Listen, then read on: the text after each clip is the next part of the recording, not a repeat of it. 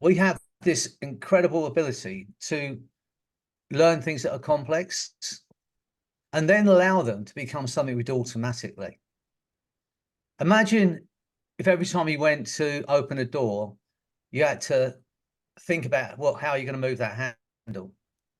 After you've done it a few times, you just expect it. Only when that door doesn't open like that does it kind of stop you in your tracks. But think about this. How many of you, if I ask you how you do your shoelaces, which hand goes over which first? How many of you could tell me which hand went over first? Yeah, you've been doing your shoelaces up for years. At some point, you learn how to do that to the point where it becomes an automatic function. And there are thousands of things that you learn like that. And once they're learned, it's impossible to consciously unlearn it. Who here who's watching this is English is their second language? How many people? All right. So, okay, there was a time for all of you that just put your hand up when you couldn't understand English. And now you cannot not understand me. It would be impossible to turn that off because now it's an unconscious process. And as I said, it's an incredible ability. Think about learning to drive. How many things you seem to have to learn to do. And now you can do it while you're driving down a road, listening to the radio, speaking to a friend, checking your makeup in the mirror. No, of course, so you never do that, I know. But, you know, all of those things while your unconscious mind is monitoring the road, it's making thousands of adjustments on the steering wheel, it's indicating, it's braking, while you're thinking about something completely different. It's an amazing ability we have as human beings. And it enables us to function at the level that we function as human beings. Where it works against us is when we learn something to the point where it becomes automatic, but then it becomes redundant or it becomes detrimental. Things like smoking cigarettes or biting your nails or, you know, these habits that we get into. And for someone to stop smoking, let's say, you know, when Nick was saying earlier, you know, we can put our conscious mind and we can create a habit. We can focus on what we want to learn and do it. And by repetition, we can learn it. Once it's learned, unfortunately, it is impossible to unlearn. We can put our conscious mind on it and say, I'm not doing this anymore. I'm not going to do it. I'm not going to do it. But the moment you get distracted, you know, as in Nick's analogy, where you go out with your friends and they're all having a drink, and you've been saying, I'm not having a drink, I'm not having a drink. And then you just find yourself with a drink in your hand and you think, I've just drunk half a glass of wine. I can't remember doing it.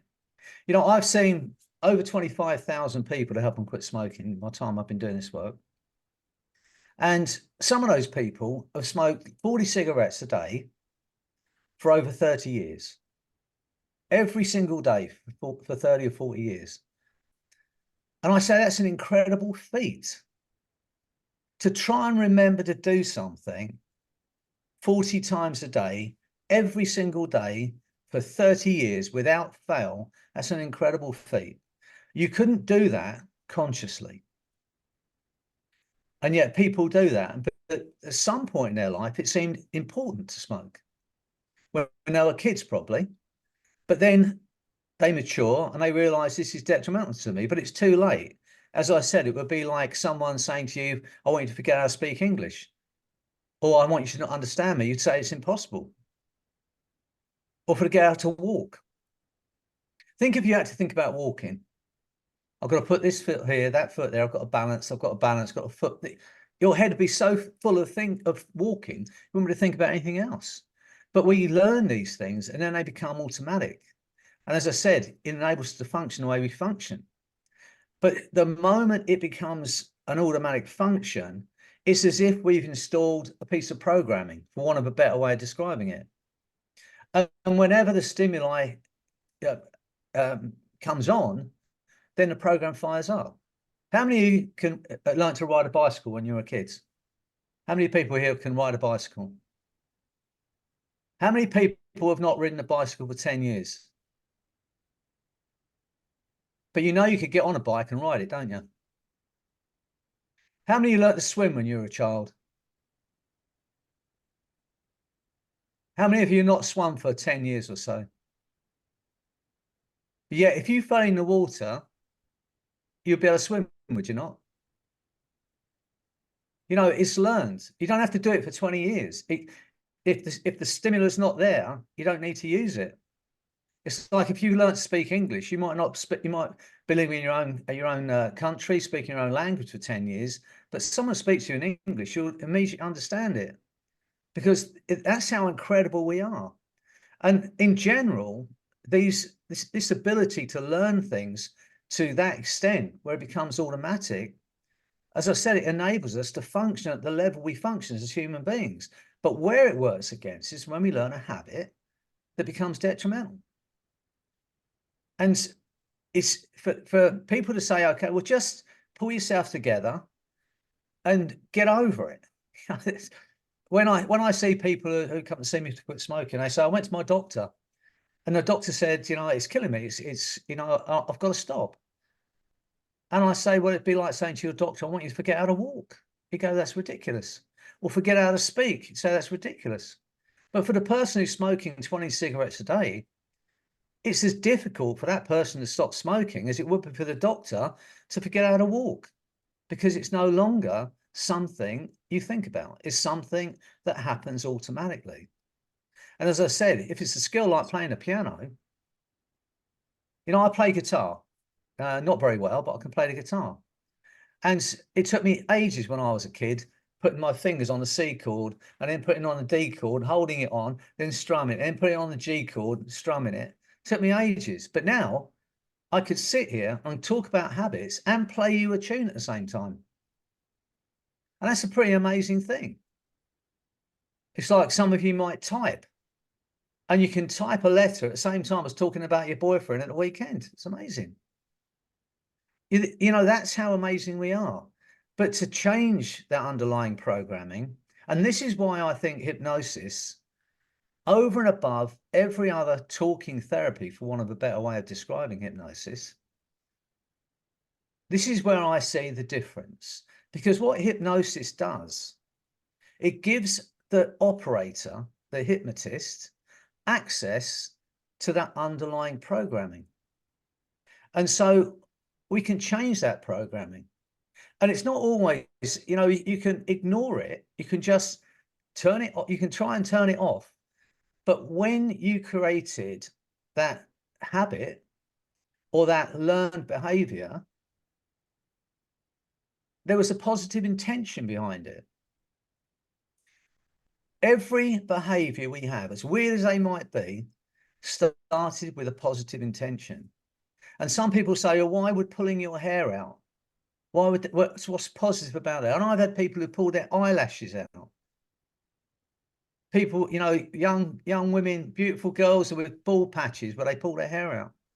What could be possibly positive about that? You know, what could be positive about people who self-harm? How would you describe that as how would that start as positive? But if you've got an emotional pain that you cannot deal with, then this gives you some kind of control over your pain. For the moment you are hurting yourself, you are in control of that pain. And it takes, because we can't feel pain in more than one part of our body at the same time, that for that period of time eliminates the emotional pain, which they feel have nothing, they can't control. So every behavior that you have, as weird as they might be, and I have seen some weird behaviors in the time I've been doing this work, starts with a positive intention. There is no bad habit. There's just a redundant habit. Everything starts with a positive intention. So if we can, as hypnotists, and we're going to do it tonight, if we can get that programming running in a beneficial way for you, because let's think about when I see people, I'm going to go back to smoking, because you think about people who smoke 30 cigarettes a day. I say it's an incredible feat to remember to do something 30 times a day, every single day for 30 years. That's an incredible feat. What if you get that program running in a different way that's doing something beneficial for you? rather than something that's detrimental to you.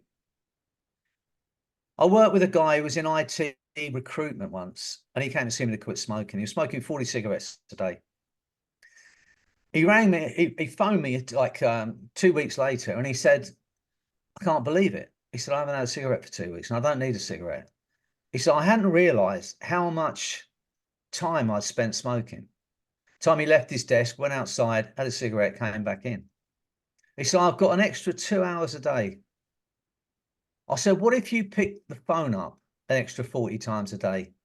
Instead of having that cigarette, what if you pick the phone up an extra 40 times a day? He said, I'd earn another £10,000 a month.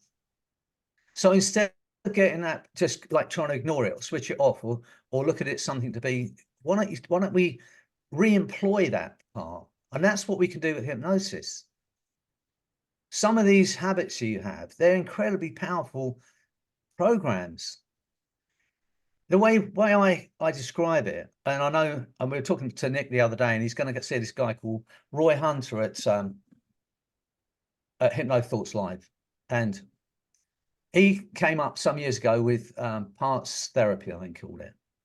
But I've been doing parts work now for like 30 years, and I call it a parts negotiation, because if you think the moment you learn something to the point where it becomes an automatic function, something you can do without thinking, it's as if in that moment you create a part of you that's then doing that job for you.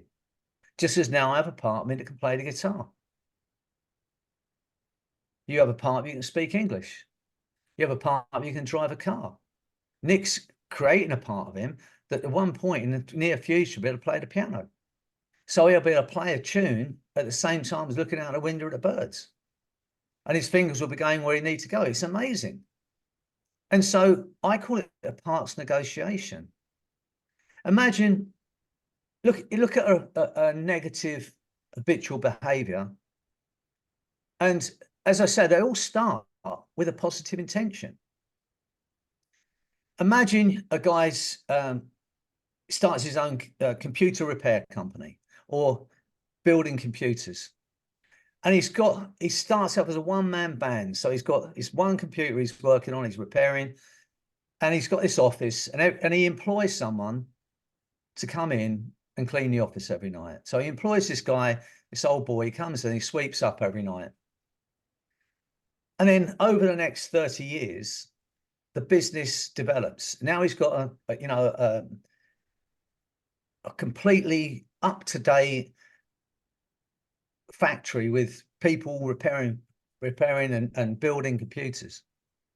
And then one day they're saying these computers aren't working the way they should be working. So he just says to his manager, he said, go out and find out what's going on here. Why aren't these computers working the way they should be working? So he goes out and he realizes there's a guy who comes in every night and he's sweeping up.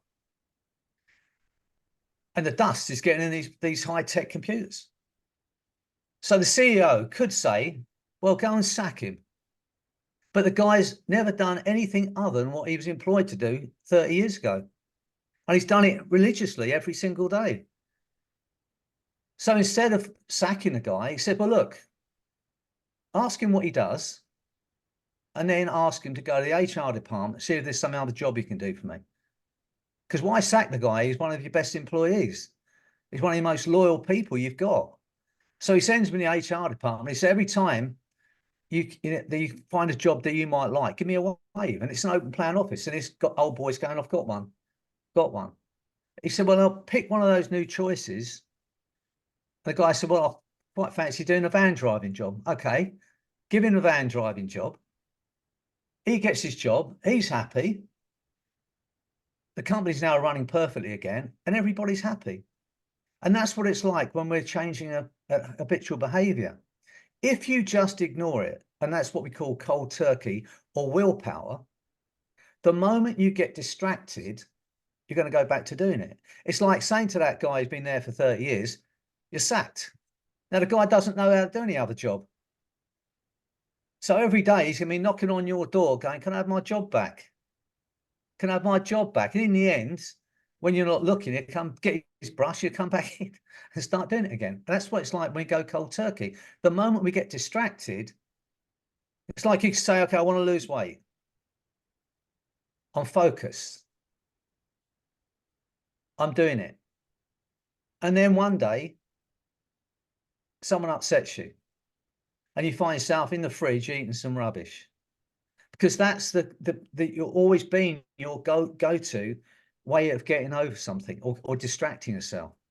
And you find yourself eating something for no point, for no reason at all, because the programming was never changed. If we change the programming, then as for the guy in the office, everything runs smoothly again. It's just about re-employing or redeploying one of those programs instead of like eliminating it.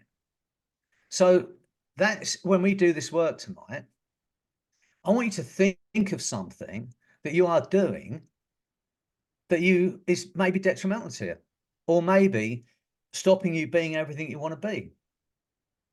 And when we do this, as mad as it might seem, because I don't expect all you to switch your microphones on, but I want you in your own mind to answer this question.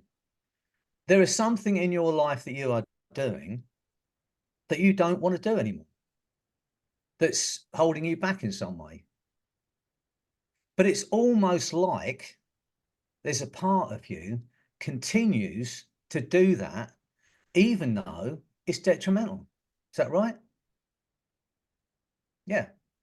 You know, when I first started doing parts work, I thought, this sounds so weird.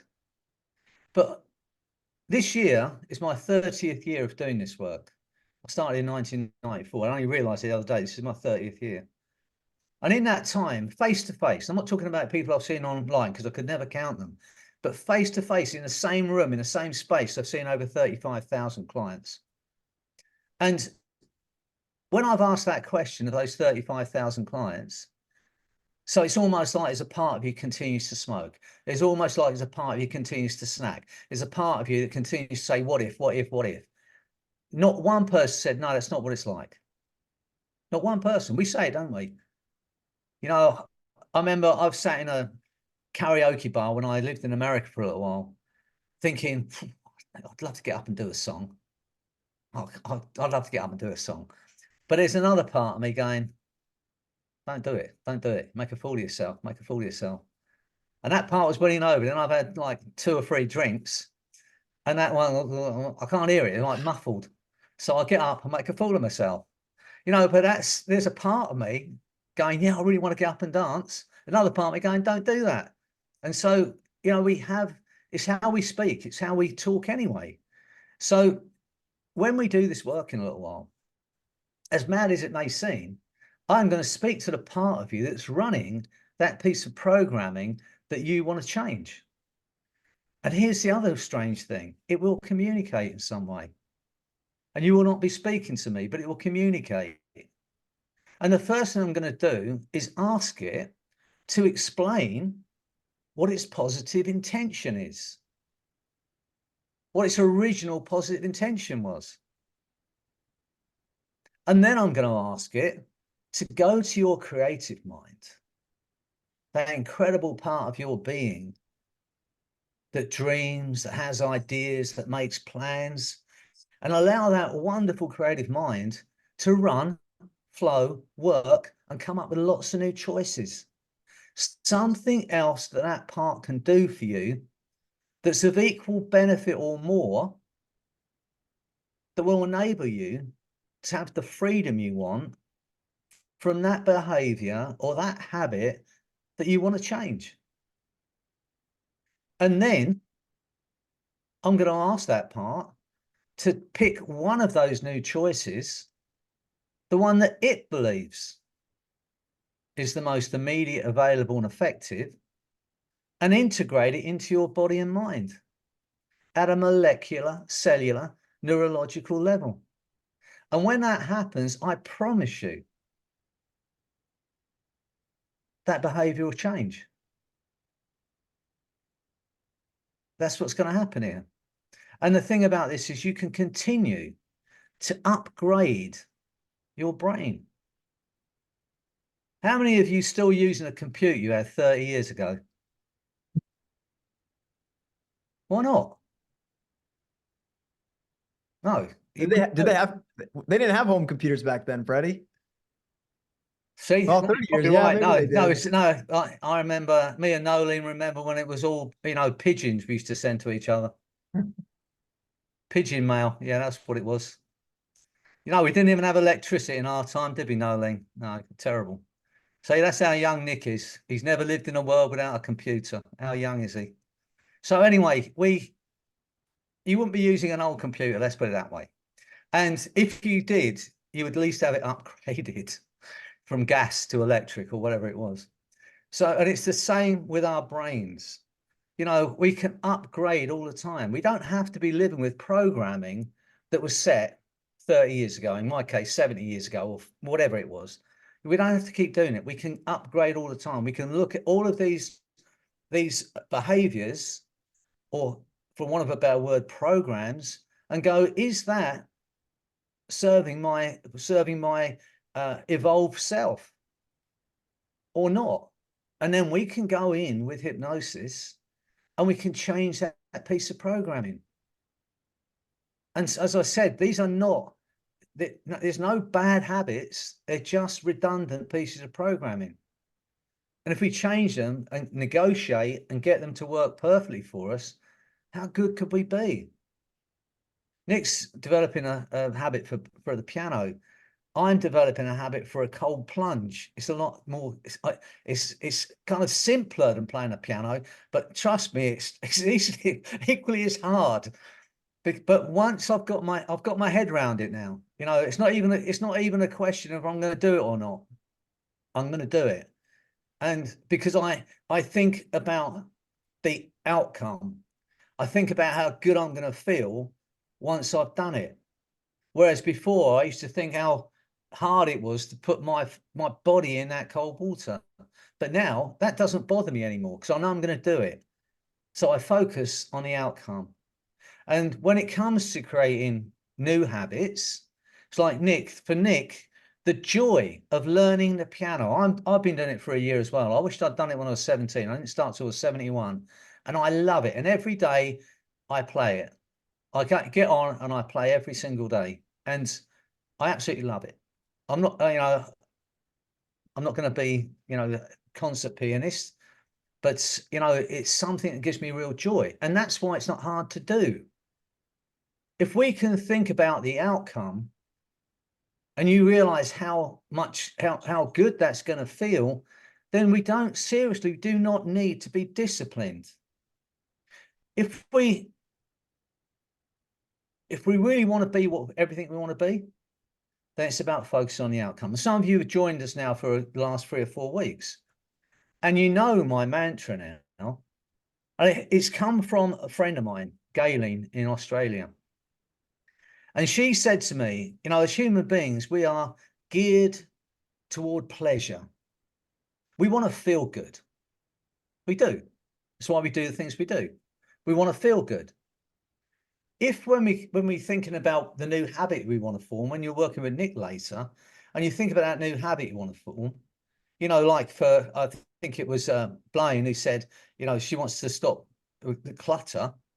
If you can imagine your house free of that clutter, and you step into that house in your mind and go, I know where everything is, and there's no clutter here, and then ask the question, how much fun is this?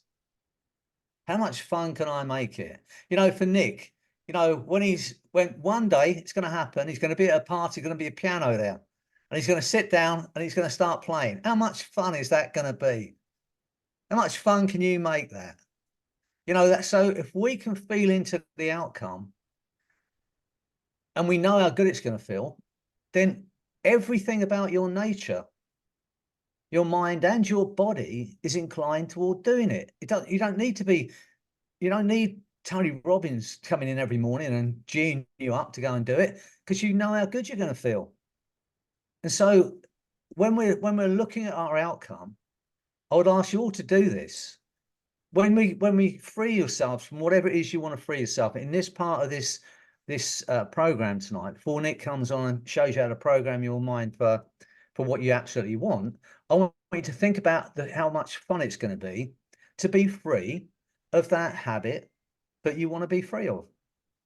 Because if you can feel into that, honestly, I'll tell you, everything changes. And it's going to be easy. It's just about redeploying that part of you to do something of real benefit. Imagine if you've got a habit of snacking, the part of you that snacks all the time. Imagine if you could get that part working instead as a personal fitness guru. So instead of reminding you to have a piece of cake, it reminds you to have a glass of water. It reminds you to go for a walk. Imagine what would happen to your body if you could redeploy that part. And that's what we can do with hypnosis. And that's why I love hypnosis.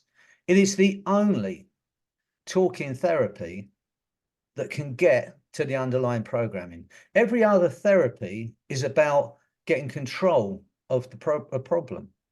You know, just, okay, you know, with when you flood yourself with a fear, keep doing it. In the end, you think, okay, well, now I can at least go in a room with a spider, but you're still fighting in your nature because the program is going, get out of there, get out of there. If we can change that piece of programming, then that doesn't occur. You don't need willpower. You don't need to be disciplined if you change the program. And that's what's going to happen here this evening when we do this first part of this. I'm going to speak to that part of you that is running that behavior. And as I said, as weird as it might seem, it will communicate in some way. You will not be speaking. I will ask it to explain what its positive intention is. And then I'm going to ask it to go to your creative minds, allow your creative minds to run and flow and come up with something else that it can do for you that's of equal benefit or more, that has nothing to do with the old behavior and allows you to achieve the outcome you want. Are there any questions before we get into this? Anything at all? Please put your hand up. Does this all make sense to you? I'm getting Nick's kind of going on now because I've been listening to Nick. Does this all make sense to you? Do you understand this? Yeah? Good. Okay, great. All right. Who's up for making some changes in your life? Yes? Hi, Ready? Kirsten. I was just coming on the other screen. I can see you, Kirsten. Nice to see you. Yes. Can I have a question? Yeah, of course. Would you consider having a lot of chronic pain one of those programs that you can change with this within this scope of the session? So what was it? What was the thing again? The behavior? Chronic pain. Chronic pain. Well, what we're going to do, you suffer from chronic pain, do you? Oh, muscle pain. I have tightness in my muscles that just bother me in my sleep. Okay. Well, just for you and anyone else here that's in pain, I'm going to run a technique, which I call the arrow technique.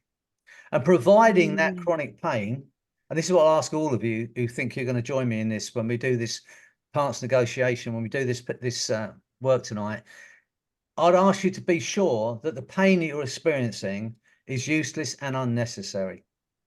In other words, it's when you're free of it, it will not be detrimental to you in any way. So that's my only, so I can't check with everybody with you. But if you've been to your doctor and they're saying it's just painkillers, there's nothing we can do about it, it's just chronic, then I'd ask you to focus on that pain tonight and free yourself while we're here tonight. All right. So is there anyone here in pain? Physical or emotional pain? Either way, is anyone? Put your hands up if you are. Okay, quite a few of you. What I'd like you to do is this then, because I'm going to ask you to do this. I know it's a bit of off our agenda, really, but it's going to only take a few minutes while we're doing this work. So I want you in your own minds, on a scale of 1 to 10, you don't have to, just think on a scale of 1 to 10, how bad is that pain? And it could be physical or emotional. So how bad is that pain you're experiencing on a scale of 1 to 10? And I want you to put that in the chat box. Put that number in the chat box, 1 to 10.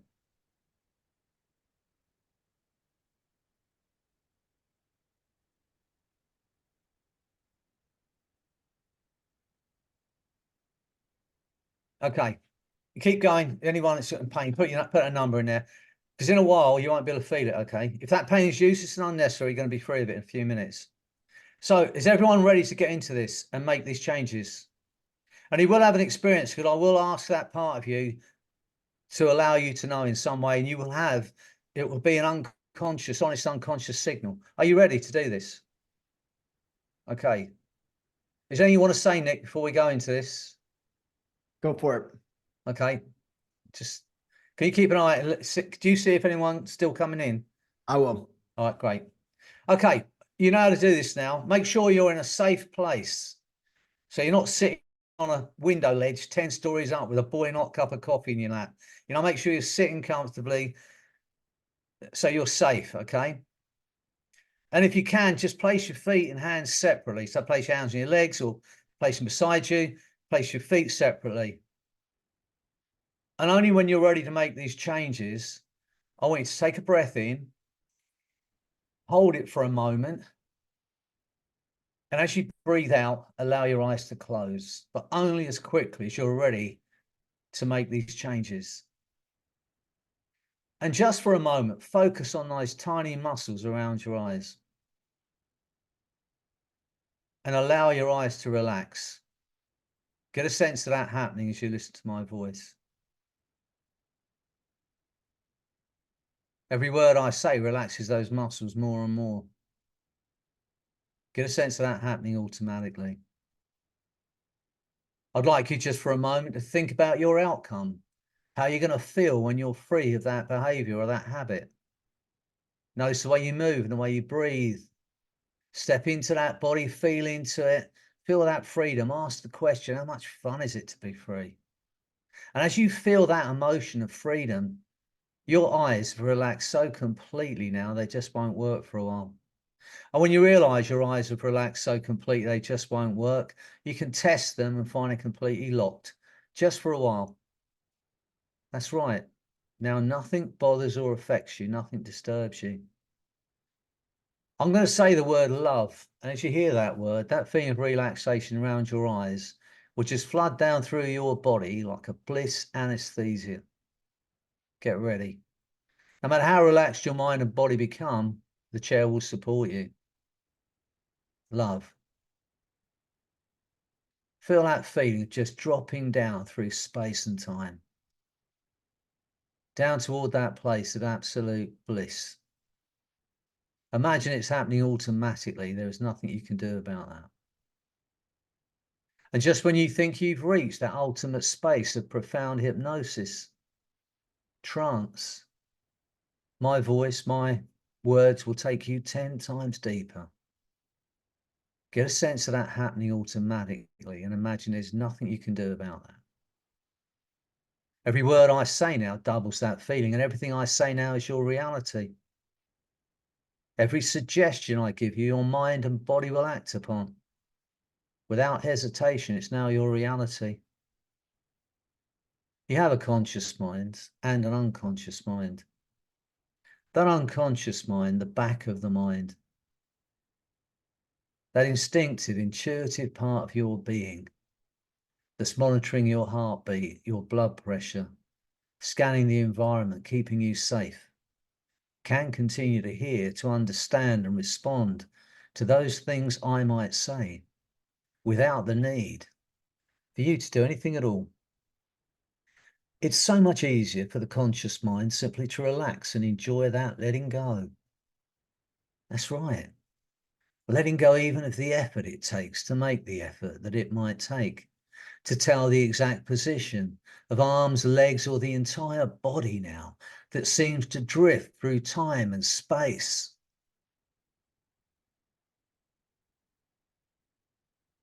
That wonderful free floating place of effortless relaxation and letting go. Allowing events to occur in your own time, in your own way, as you drift as a mind. And that mind drifts without boundaries, without borders, without limits. And the unconscious mind can allow that drifting to occur, while the conscious mind drifts off someplace else entirely, now. That's right. I can wonder whether you're aware that you've drifted deeply into hypnosis. The deeper you go, the better you feel. The better you feel, the deeper you'll go. 10, 20, 100 times deeper now. Imagine that's happening and there's nothing you can do about that. And as you drift even deeper, you can use your unconscious mind as a resource and inner strength that you can learn from and really have an experience, one that's satisfactory to you. And all that's needed to build a good rapport with the unconscious is to have a line of communication. And sometimes the unconscious communicates by movement. And it may be that the eye reflex changes and the eyes flicker, or the head moves slightly, or a muscle twitches involuntarily. That's right, you can try and keep those eyes still, find they flicker even more. It may be that the left hand moves all by itself, starts to feel lighter and lighter, starts to lift up and drift up, or the right arm goes even higher.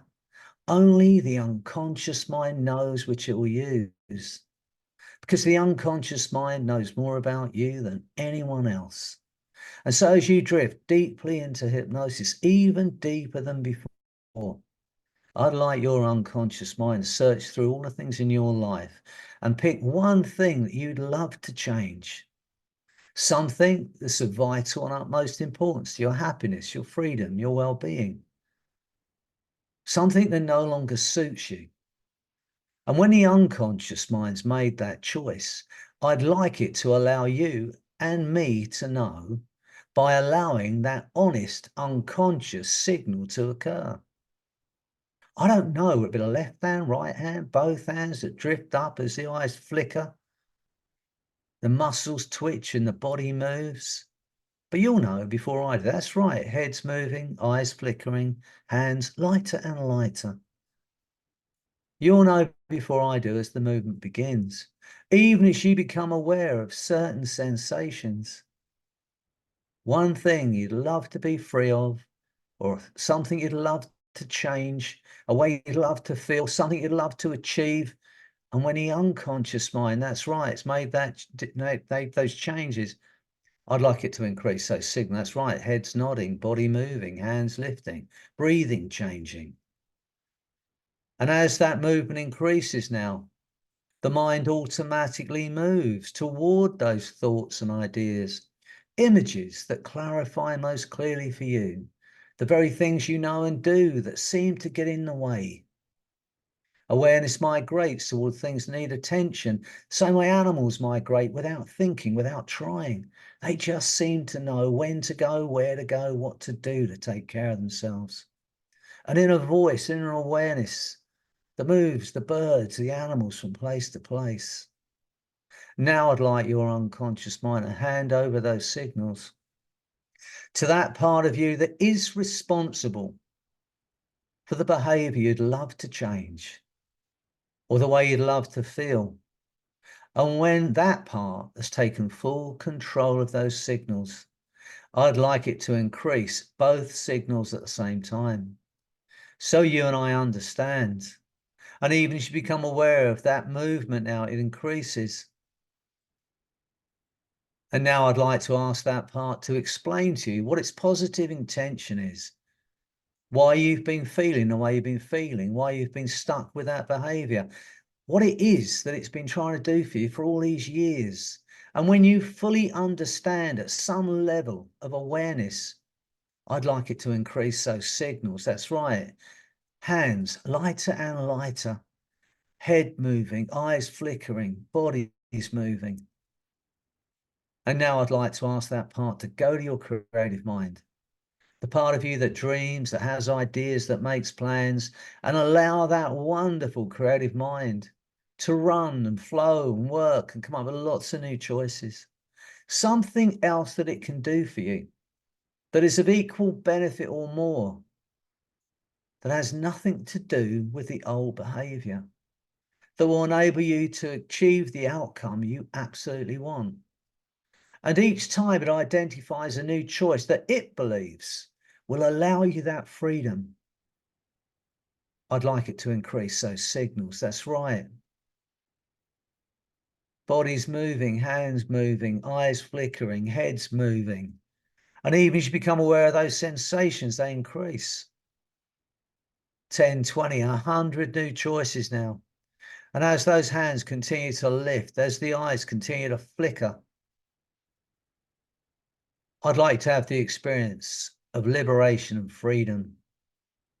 Because in a moment, the essence of who you are, that intangible part of a human being, the passenger, the observer in that physical form, is going to separate out through the top of your head and leave that body in that chair for a while. It's going to be the most incredible thing of liberation. That's right. Body's moving, hands moving.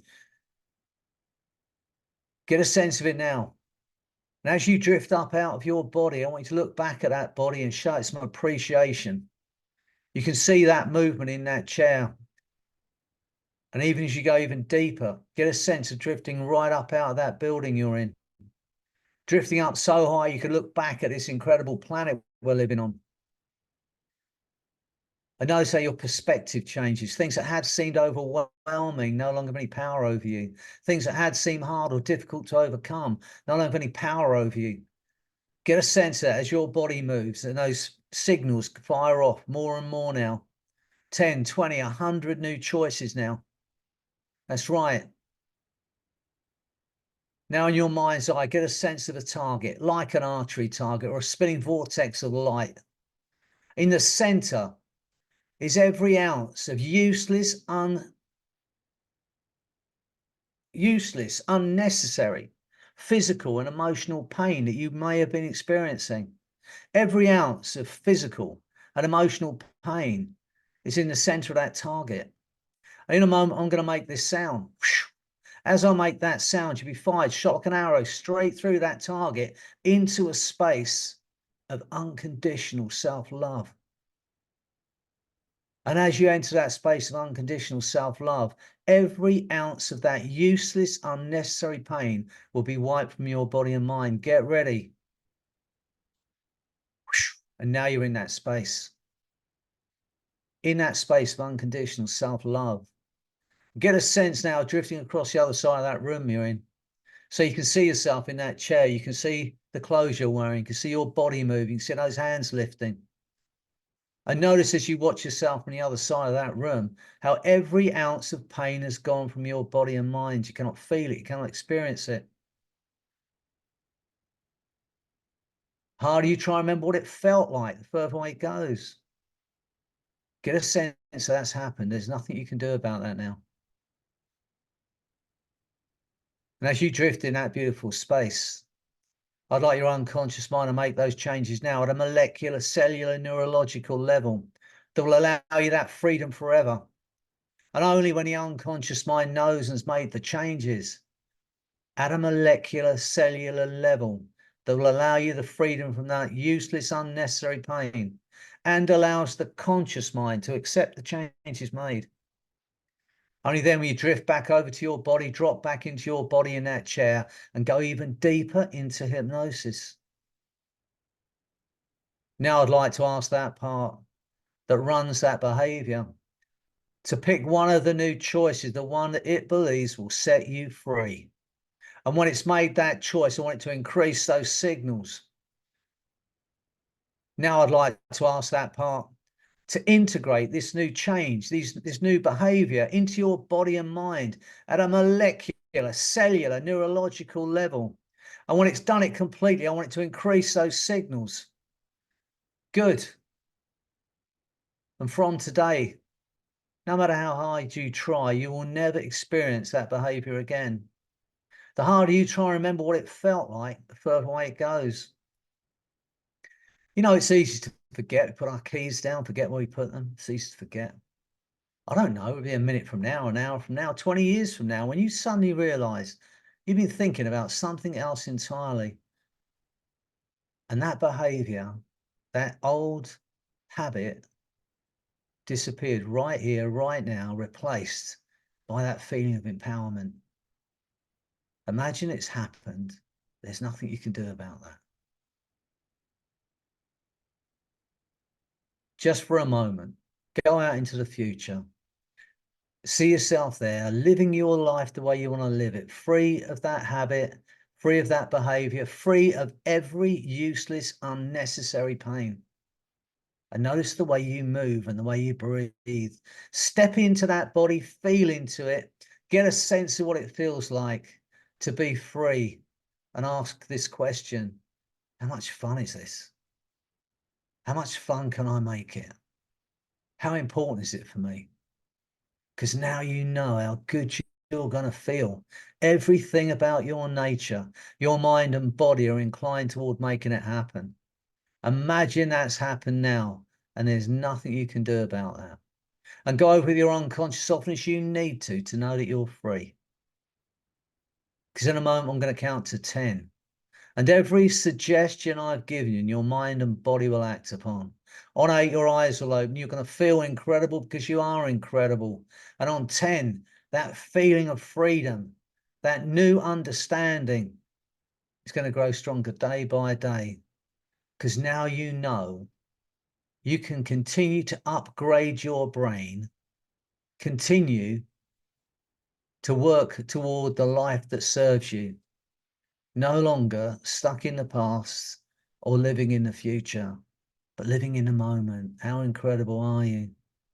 So get ready as I count to 10. On 8, your eyes will open. You're going to feel incredible because you are. A lightness of being you may have never experienced before. And on 10, that feeling of empowerment, that feeling of freedom is going to grow stronger day by day. And every ounce of useless, unnecessary physical and emotional pain will be gone from your body. And the harder you try and remember what it felt like, the further away it goes. So get ready. 1, feeling wonderful. 2, to achieve the life you want and do it brilliantly. 3, feeling of freedom from every ounce of useless, unnecessary pain, from every negative behavior that ever held you back. 4, feel the force of that energy and freedom flooding through your mind and body. 5, feel incredibly alive now. 6, 7, 8, eyes opening, feeling absolutely wonderful. 9, 10.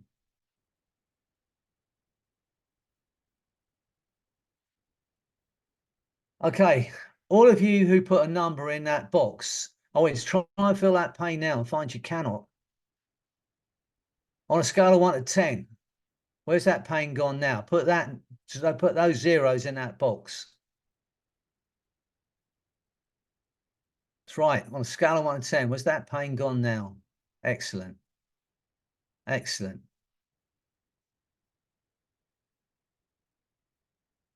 Excellent. Oh, I love those zeros. Oh, look, 5 zeros, even better. All right. Okay. I don't know, it'll be an hour from now, a minute from now, 20 years from now, and you suddenly realize you've been thinking about something else entirely. And that old behavior that you thought you were stuck with disappeared right here, right now.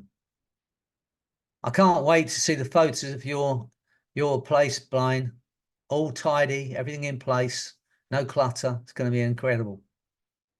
Well, look, I hope you enjoyed that. I'm going to hand you back over to Nick because he's now going to show you how to program your mind for success. If we can program our minds how we're doing it anyway, Nick's going to give you an understanding of how we can do this. I hope you enjoyed it. Enjoy the freedom. Okay, excellent. Nicholas, I see some happy faces there. Everybody's feeling pretty good, huh? Good. All right. Well, that was incredible. So I'll keep this brief.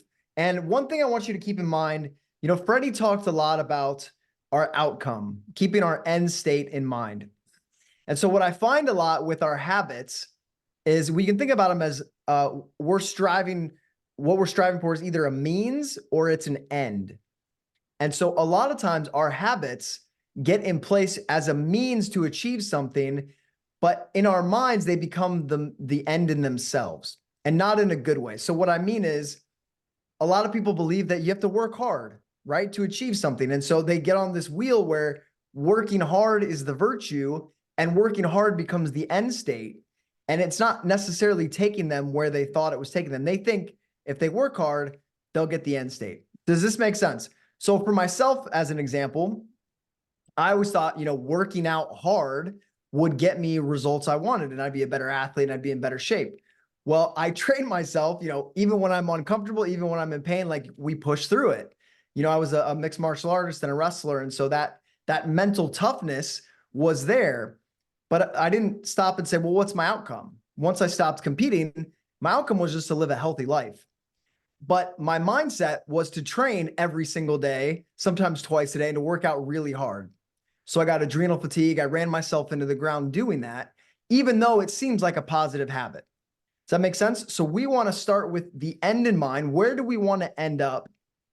And make sure our habits match that.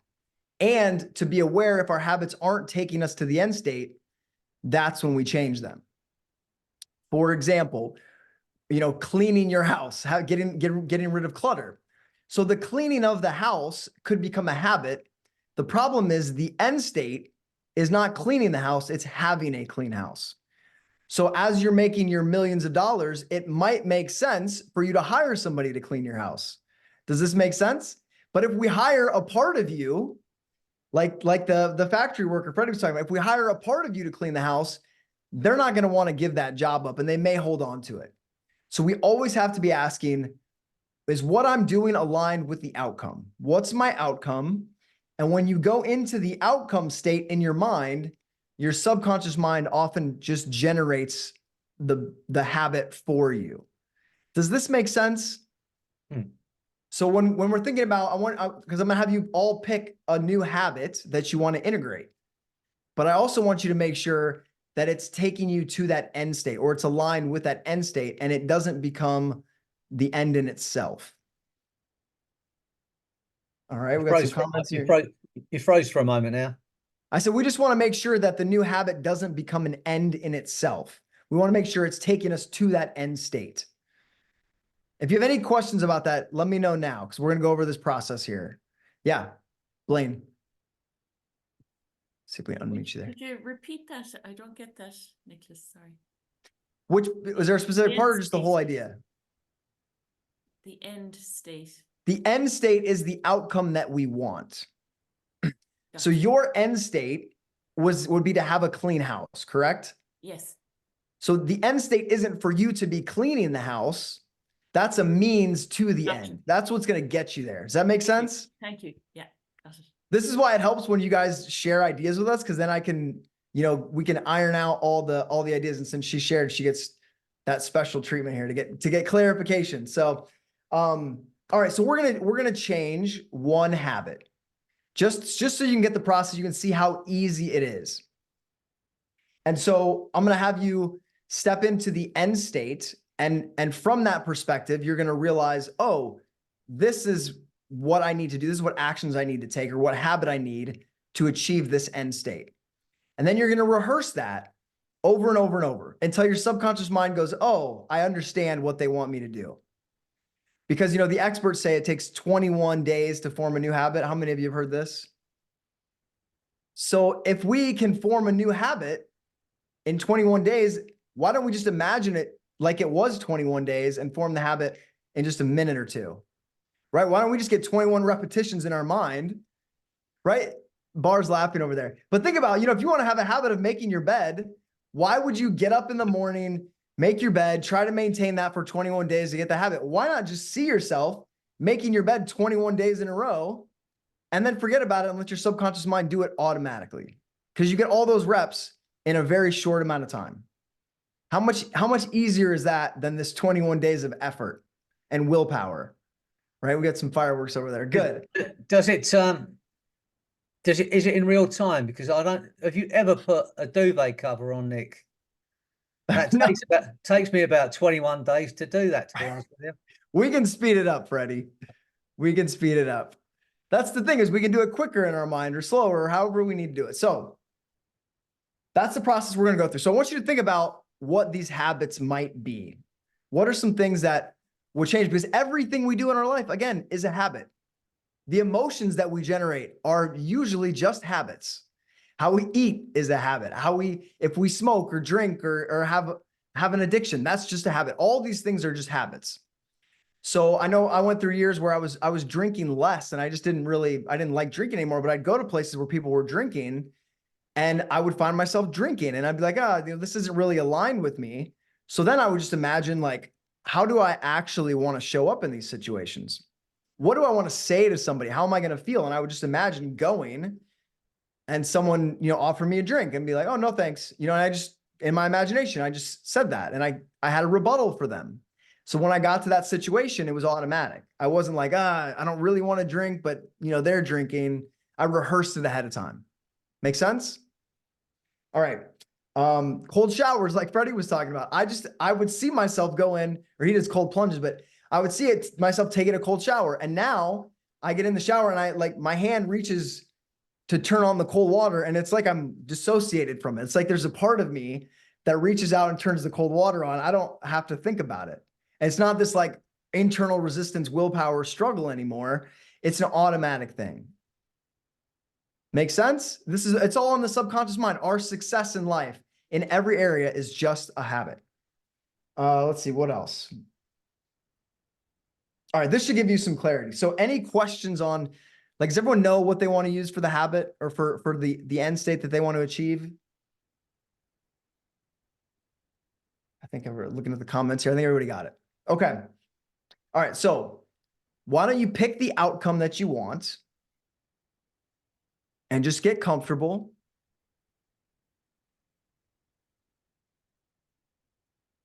And this time, why don't you imagine that you are hypnotizing yourself? That you're sitting across from you as your own therapist, and you're giving yourself the perfect suggestions to just go into a deep, relaxed, comfortable trance. Now is the perfect time to think about that outcome that you are achieving.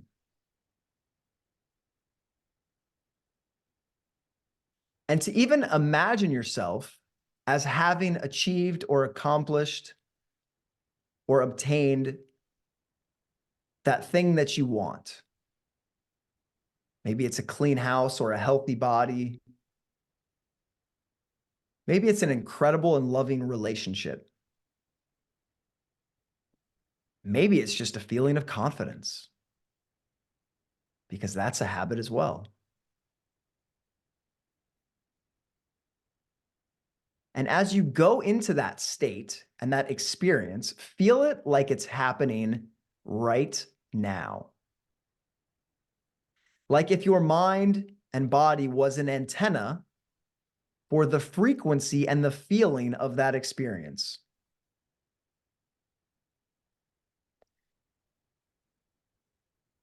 Living in that outcome state now.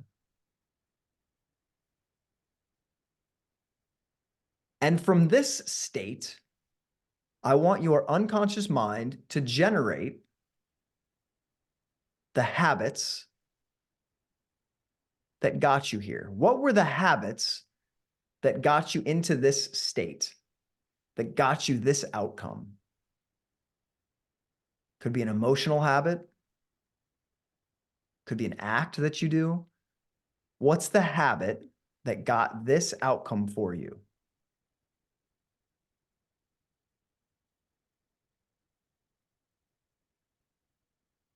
And once you know what that habit is, in a moment, you're just going to start rehearsing your day, living that habit over and over again until your unconscious mind understands that this is the new pattern. It'll assign a part of you to manage that habit. And I want you to start imagining, experiencing, and living that habit. Maybe you start it going slowly. Make sure you get everything right. See yourself. Whether it's practicing the piano or exercising or whatever that is. Just go through your day. Notice when you do the habit, how you do it, and how good it feels as you do this habit over and over again.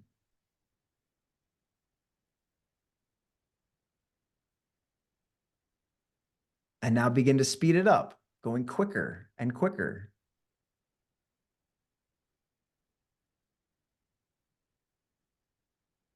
Letting your unconscious mind know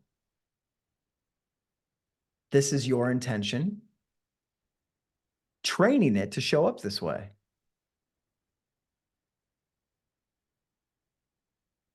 And knowing that you will persist until you succeed.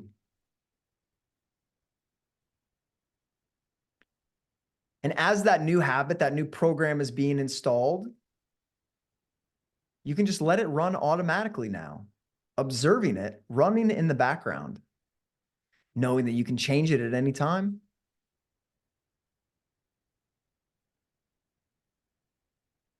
As long as it's serving you to take you towards that end state.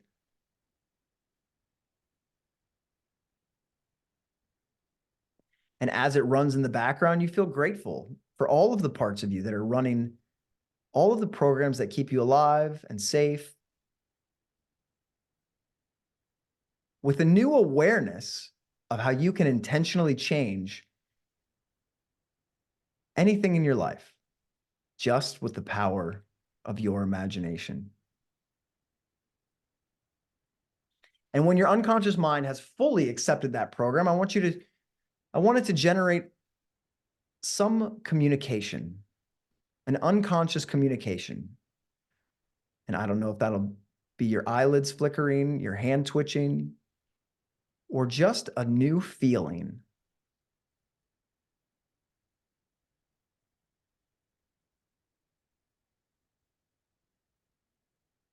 And when you've understood that unconscious communication, you know that that new program, that new pattern is locked into place, and it will serve you to achieve that outcome and to strengthen that feeling that you already have of that outcome as being achieved. That's right.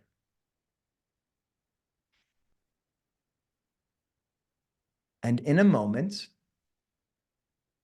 I'm going to have you come back into your body, letting that program just be, knowing that it's there, that it's serving you in the background, moving you automatically towards that goal. As you realize just how incredible and how powerful your mind is and how powerful you are, you begin to come back into your body, back into this awareness, feeling your fingers and your toes and noticing everything you hadn't quite realized about how powerful your unconscious mind is as you awaken now. Eyes open, wide awake, feeling refreshed and feeling great.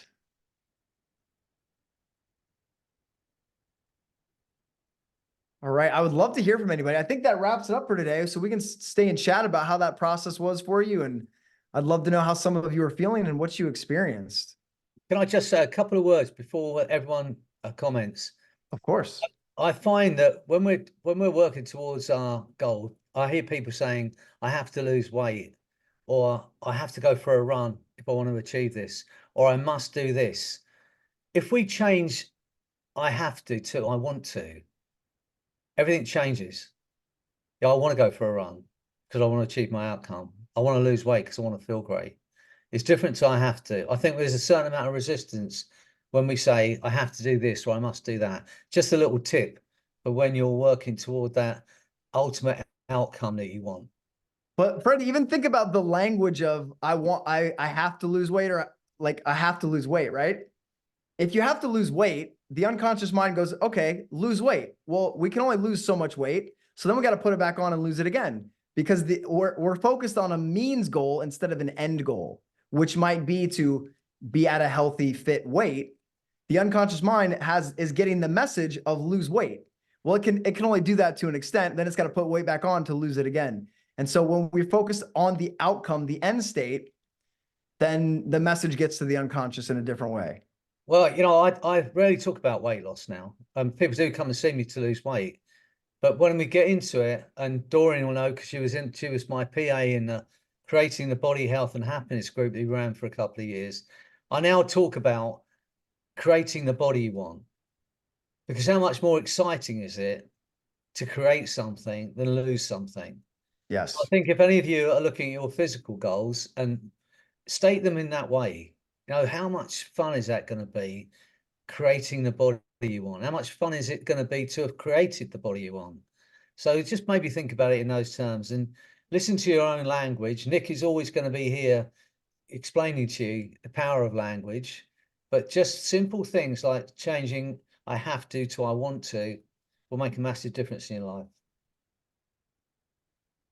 Yeah, I actually have a whole protocol on that. We're gonna go over in a course coming up, Freddie. So on the want to have to. So we'll get into that later. But good. All right, awesome. Who had a great experience there? Anything you want to share?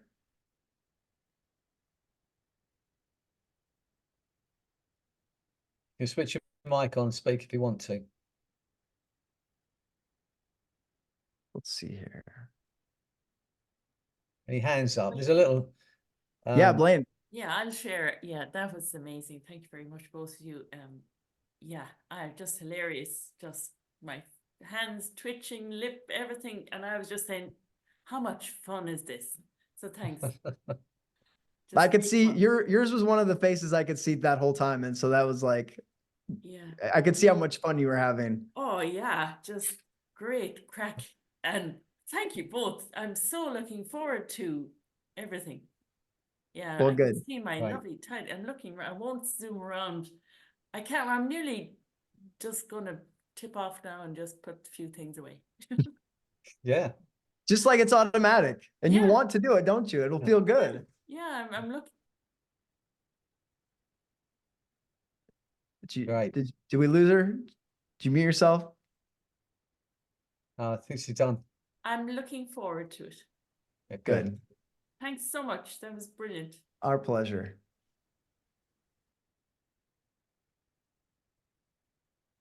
How you feeling, Bar?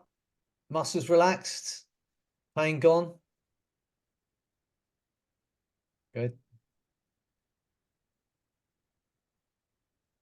Amazing power of the mind. I want to say something. Well, the second the eyes opened, there was a fire alarm in my house. So it kind of wiped my brain but now when I'm calm, I haven't been so relaxed in a while and I'm meditating a lot.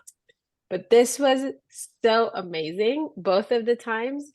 And I could really, in the second time also, I could really rehearse the habit that I'm gonna do. I'm gonna do it every week, and I could see it happening and again and again and again. I love that. And in the first one, I could really feel my body giving in and saying, okay, I don't need this anymore. I'm doing this instead. And there was something so peaceful in it. At some point, I don't remember being there listening to you anymore. And that for me is the best key. It's like, okay, that's good. We're on. Yeah, good. Yeah, Well, excellent. So pleased. the fire alarm probably helps seal that in, so any conscious resistance is just automatically gone, and you're like, what the heck? Break state. Yeah. We just lock that in place, and you can't access it, so it's done. Good. Thank you, guys. Perfect. This was Thanks awesome. for sharing. I think everyone's still tranced out. They're all nice and quiet. Freddie, it's just the universe is mental. It's all like you say, it's all in our imagination. Everything we do, it's all just habituated thought patterns that we can change. I mean, you guys see how easy this is every week, right? Like these suggestions, they stick with you. You're now more persistent people. You now have new habits in just by imagining it differently, going into trance and imagining. And it's this is why we love this. So Delane, yeah, let's hear from you. Hi. Oh, I just unmuted her and then muted her again. Yeah. Unmute. That's it. Okay, I'm Sorry about unmuted that. now. That's okay. I just find, we read this, we see it a lot, but sometimes, like today, it just pivoted everything in a different way that it was sort of like a light bulb went off, how you can change the way you look at it. Like that saying, change the way you look at things and things you look at change. Well, this is what it did for me. It made me look at it from a different perspective to make it feel easier to do. Thank you. You're welcome. I honestly think change is easy. It's just making a decision that the way we're living doesn't suit us. We don't have to live with past decisions, with beliefs that no longer serve us, or habitual behavior that doesn't serve us. And that's the joy of it. And, we spoke about this a couple of weeks ago about the questions that I asked, what do you absolutely want? How do you want to feel? What do you need to do to make that happen? And most of us know those two answers to those two questions. And the third question is what we're getting to, and what Delaney was speaking about there was that moment where you make you make a decision to do whatever it takes to do it. To know I can do it. I can, if I really want this. What are you willing to do? That's the big question, because we all know what we want to some extent. We know how to achieve it, but that last question, what are you willing to do? And it's not about willpower. It's about, as Nick was saying, if we can feel into that outcome and then rehearse the outcome in our mind a few times, we don't have to keep going there.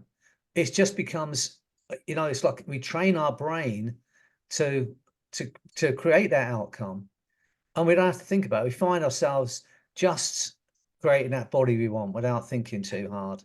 We find ourselves doing what we need to do to create the business we want, or whatever it is we want in our life. We find ourselves doing it easily. So I think change is much easier than it's made out to be. And I think if we look at it as like the journey, when I speak to people about weight loss, I say, find a way of living that's fun and enjoyable over these next few months, that will lead you to that body you want. Because if it's not fun, not enjoyable, it won't last. So when we're on that journey, instead of think of it as working towards something, why don't we make this an enjoyable thing to do? Because if we know the outcome, how much fun is it creating it? And I know for me, and it's just me, I'm talking personally here. When I get in that plunge, that cold plunge, I feel empowered, because I know most people might think about that, but not actually do it.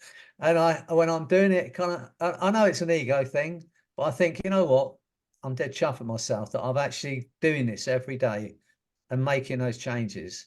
And it makes me feel good about the fact that, because other things that might have been difficult, you can put it in perspective. How difficult is this compared to getting into ice cold water after coming out of a hot shower into ice cold water? And you can put things in perspective like that. So, how much fun can we make the journey, rather than I have to do this, I must do it to create that? Look on it, try and find the fun in it. Try and find the enjoyment in the journey itself. That's what I'm saying. And to piggyback on that is I like Neville Goddard a lot. I put a Neville Goddard quote in the Facebook group the other day: to think from the end state and not of the end state. So when we think of the end state, we think about it off in the future, right? When we think from the end state, we're tapping into that feeling of having the thing and achieving the thing we want. And that's when the subconscious mind goes, oh, now I get it. Because when we think of it off in the distance, or in the future, the subconscious mind keeps it in the future, right? When we think, well, tomorrow I'll achieve this thing, the subconscious mind hears, tomorrow I'll achieve the thing, and then tomorrow it becomes the next day. And so when you feel like you have it now, because the subconscious is always in the present, and so it locks onto that and it achieves it automatically. And so, thinking from the end state, not of the end state.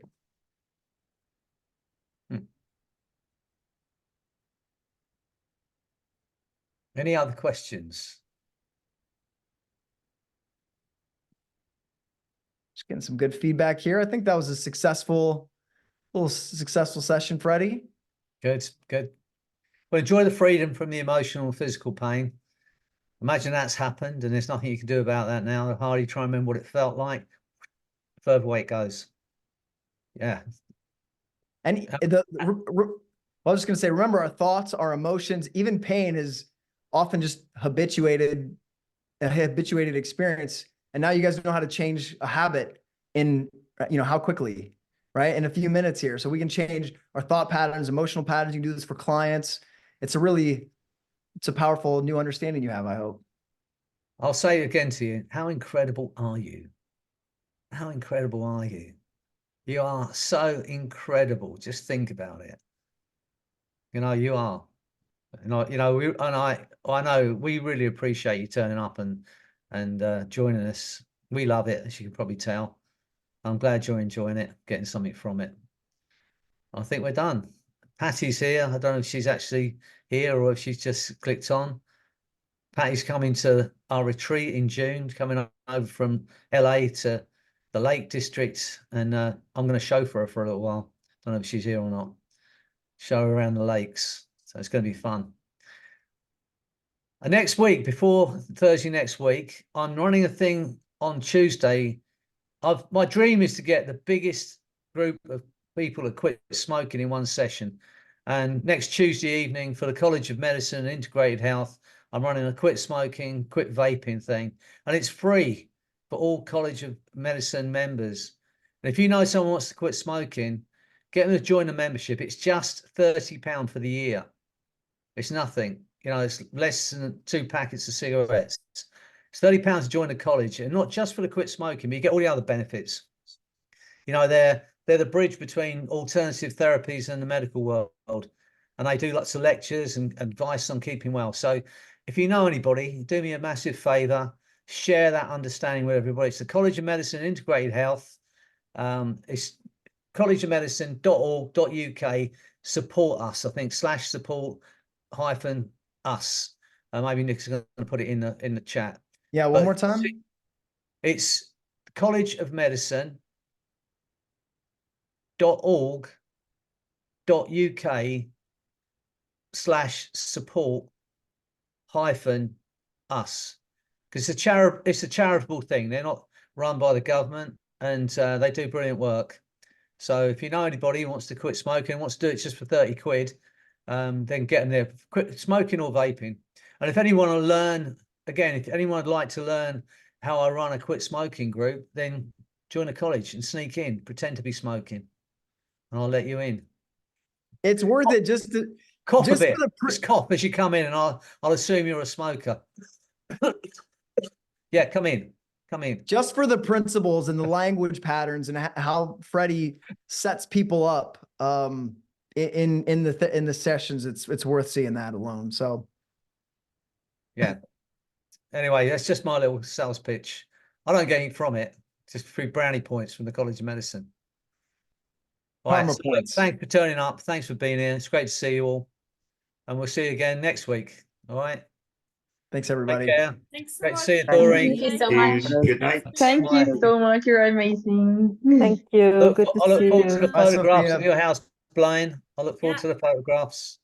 See you later. Bye. Thanks a Bye million. now. Brilliant. Bye.